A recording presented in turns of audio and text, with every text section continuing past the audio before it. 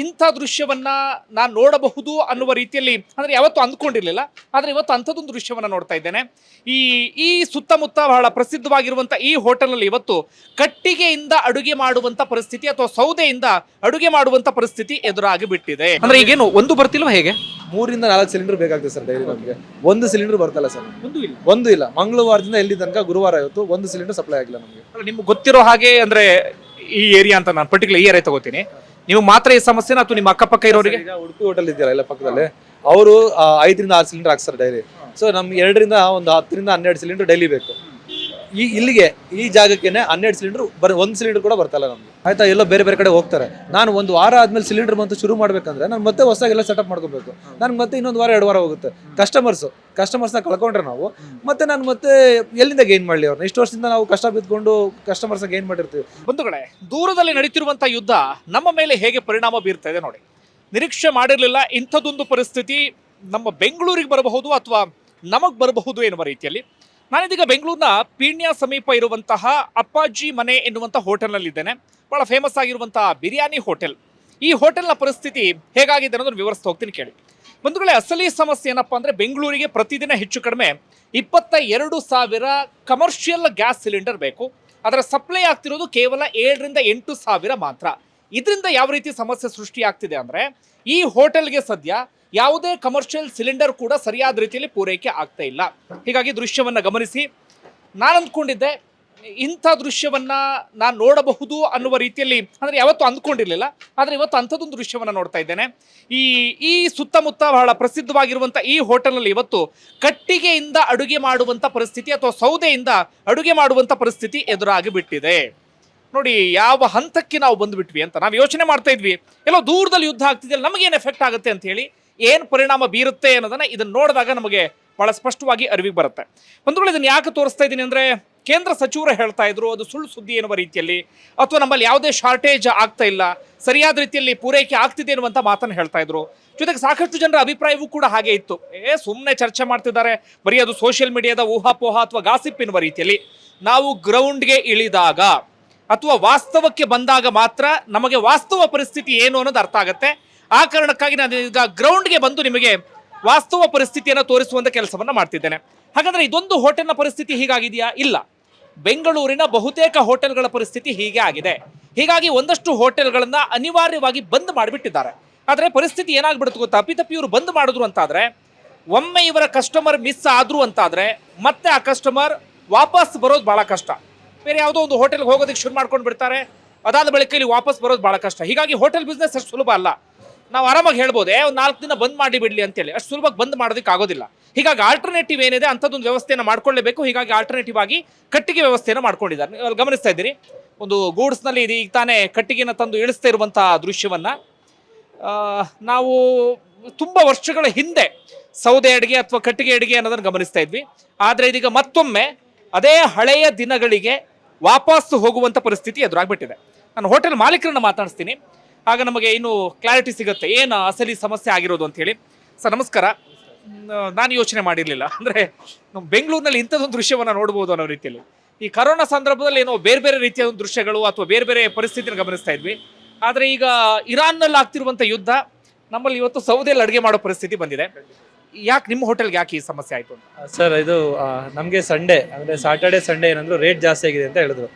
ಮತ್ತೆ ಸಂಡೇ ಏನಂದ್ರು 50% ಅಷ್ಟೇ ನಿಮಗೆ ಸಪ್ಲೈ ಮಾಡ್ತೀವಿ ಗ್ಯಾಸ್ ಅಂತೇಳಿ ಸಪ್ಲೈ ಮಾಡಿದ್ರು.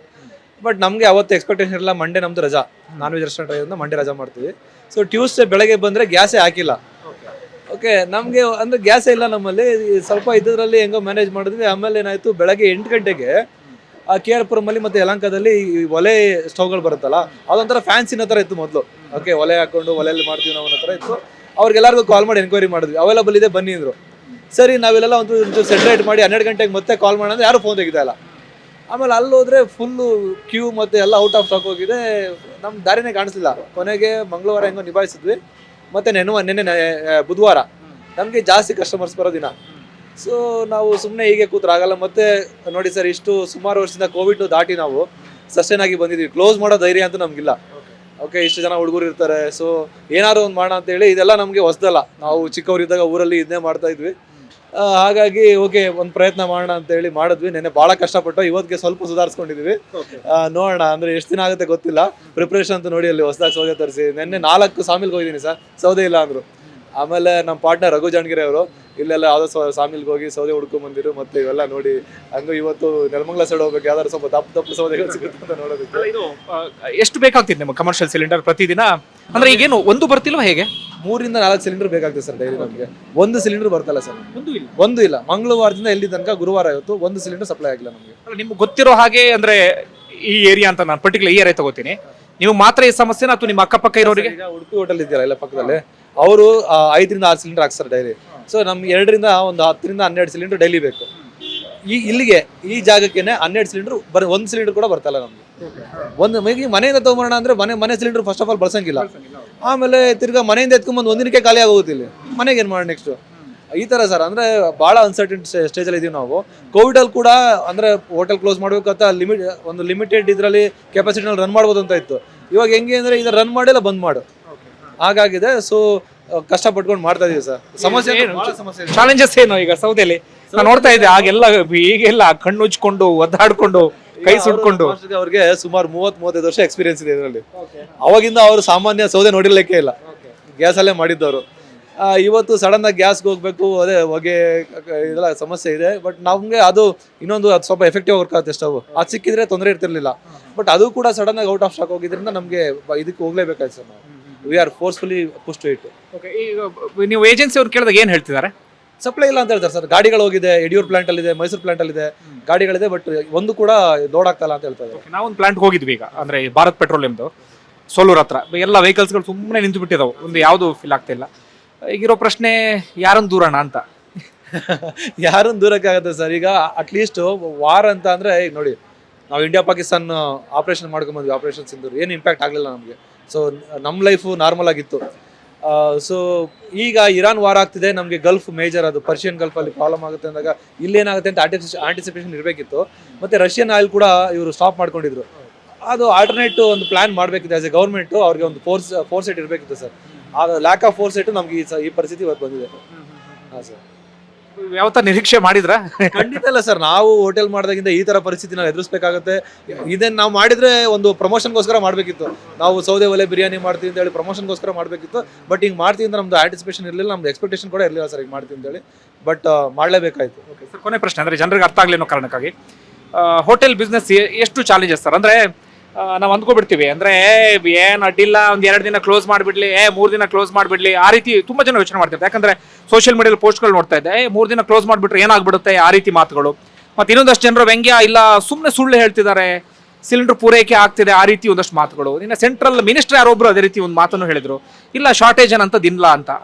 ಎಲ್ಲ ಮಾತುಗಳಿಗೆ ಏನ್ ಹೇಳ್ತೀವಿ ಸರ್? ಇಲ್ಲಿ ಯಾವುದೇ ಸಣ್ಣ ಪುಟ್ಟದ್ದು ಸಮಸ್ಯೆ ಆದಾಗಲೂ ಕೂಡ ಯಾರಿಗೆ ಇಂಪ್ಯಾಕ್ಟ್ ಆಗುತ್ತಲ್ಲೋ ನೇರವಾಗಿ ಅಫೆಕ್ಟ್ ಆಗೋದು ನಮ್ದು ರೆಸ್ಟೋರೆಂಟ್ ಇಂಡಸ್ಟ್ರಿ ಸರ್. ಇಲ್ಲೇನಾಗುತ್ತೆ, ಮತ್ತೆ ಈಗ ನೋಡಿ ಅವ್ರು ಹೇಳ್ಬೋದು 1-2 ದಿನ ಬಂದ್ ಮಾಡಿದ್ರೆ ಏನಾಗುತ್ತೆ ಅಂತ.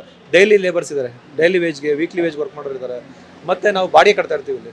ಸೊ ಎಲ್ಲ ನೇರವಾಗಿ ಇಂಪ್ಯಾಕ್ಟ್ ಆಗುತ್ತೆ. ನಾನೀಗ ಒಂದು ವಾರ ಬಾಗ್ಲಾಗ್ತೀನಿ, ಹುಡುಗರುಗಳಿಗೆ ಅವ್ರು ಕೆಲಸ ಮಾಡೋದು ಇರೋಕ್ಕಾಗಲ್ಲ ಆಯ್ತಾ, ಎಲ್ಲೋ ಬೇರೆ ಬೇರೆ ಕಡೆ ಹೋಗ್ತಾರೆ. ನಾನು ಒಂದು ವಾರ ಆದ್ಮೇಲೆ ಸಿಲಿಂಡರ್ ಬಂತು ಶುರು ಮಾಡ್ಬೇಕಂದ್ರೆ ನಾನು ಮತ್ತೆ ಹೊಸದಾಗೆಲ್ಲ ಸೆಟಪ್ ಮಾಡ್ಕೋಬೇಕು. ನನ್ಗೆ ಮತ್ತೆ ಇನ್ನೊಂದು ವಾರ 2 ವಾರ ಹೋಗುತ್ತೆ. ಕಸ್ಟಮರ್ಸ್ನ ಕಳ್ಕೊಂಡ್ರೆ ನಾವು ಮತ್ತೆ ನಾನು ಮತ್ತೆ ಎಲ್ಲಿಂದ ಗೇನ್ ಮಾಡಲಿ ಅವ್ರನ್ನ? ಇಷ್ಟು ವರ್ಷದಿಂದ ನಾವು ಕಷ್ಟ ಬಿದ್ಕೊಂಡು ಕಸ್ಟಮರ್ಸ್ನ ಗೇನ್ ಮಾಡಿರ್ತೀವಿ. ಸೊ ಇದೆಲ್ಲ ಸಮಸ್ಯೆ ಸರ್. ಈಗ ನಾನು ಹೋಗಿ 3 ದಿನ ಬಾಗ್ಲಾಗ್ತೀನಿ, ಬಟ್ ನೆಕ್ಸ್ಟ್ ನಂಗೆ 1 ತಿಂಗಳು ಯಾರು ಸಪೋರ್ಟ್ ಇರ್ತಾರೆ?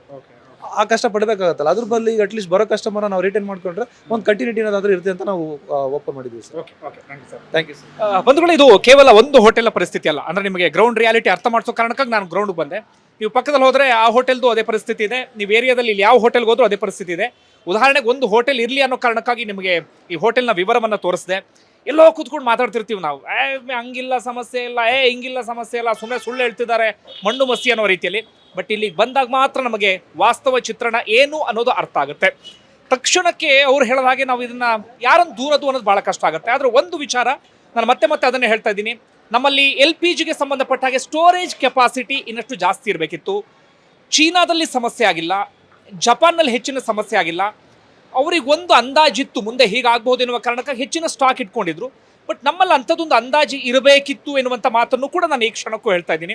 ಹಾಗೆ ಇನ್ನೊಂದು ವಿಚಾರ, ಇನ್ನು 10 ದಿನ 12 ದಿನ ಮುಂದುವರಿತು ಅಂತಾದರೆ ನಾವು ಯಾರ್ಯಾರು ಅಮೇರಿಕವನ್ನು ಸಂಭ್ರಮಿಸ್ತಾ ಇದ್ದೀವೋ, ಅಮೇರಿಕ ಜೈ ಹೋ ಅಂತಿದ್ದೀವೋ, ಆ ಅಮೆರಿಕದ ಯುದ್ಧದಾಹ ಹೀಗೆ ಕಂಟಿನ್ಯೂ ಆಯಿತು ಅಂತಾದರೆ ಇವತ್ತು LPG ಬಗ್ಗೆ ಮಾತಾಡ್ತಾ ಇದ್ದೀವಿ, ಸ್ವಲ್ಪ ದಿನದಲ್ಲಿ ಪೆಟ್ರೋಲ್ ಡೀಸೆಲ್ ಬಗ್ಗೆ ಮಾತಾಡೋ ಪರಿಸ್ಥಿತಿ ಎದುರಾಗುತ್ತೆ. ನಮ್ಮ ವೆಹಿಕಲ್ಸ್ಗಳನ್ನು ಪಾರ್ಕಿಂಗ್ ಲಾಟ್ನಲ್ಲೇ ಬರೀ ಪಾರ್ಕ್ ಮಾಡಿಕೊಂಡು ಕುತ್ಕೊಳ್ಳುವಂಥ ಪರಿಸ್ಥಿತಿ ಹೆಚ್ಚು ದೂರ ಇಲ್ಲ, ಯುದ್ಧ ಕಂಟಿನ್ಯೂ ಆಯಿತು ಅಂತಾದರೆ. ಆ ಕಾರಣಕ್ಕಾಗಿ ಹೇಳೋದು, ಯುದ್ಧ ದೂರದಿಂದ ಕೇಳೋದಿಕ್ಕೆ, ದೂರದಿಂದ ನೋಡೋದಿಕ್ಕೆ ಮಾತ್ರ ಅದೊಂಥರ ಕುತೂಹಲಕಾರಿ, ರೋಮಾಂಚನಕಾರಿ. ಆದರೆ ಅದರ ಎಫೆಕ್ಟ್ ಶುರುವಾಗೋದಕ್ಕೆ ಆರಂಭ ಆಗುತ್ತಲ್ಲ, ಆಗ ನಮ್ಮ ಒಂದು ರೀತಿಯಲ್ಲಿ ನಮಗೂ ಬೆಂಕಿ ಬೀಳೋಕೆ ಶುರುವಾಗುತ್ತೆ. ಅಯ್ಯೋ ಯುದ್ಧ ಅನ್ನೋದು ರೋಮಾಂಚನಕಾರಿ, ಕುತೂಹಲಕಾರಿ ಅಲ್ಲ, ಯುದ್ಧದಿಂದ ಪರಿಣಾಮ ಬೀರುತ್ತೆ ಅಂತೇಳಿ. ಬಂಧುಗಳೇ, ಒಂದು ಗ್ರೌಂಡ್ ಚೆಕ್ ಮಾಡಬೇಕಾಗಿತ್ತು, ಆ ವಿಚಾರವನ್ನು ನಿಮ್ಮ ಮುಂದೆ ಇಟ್ಟಿದ್ದೇನೆ.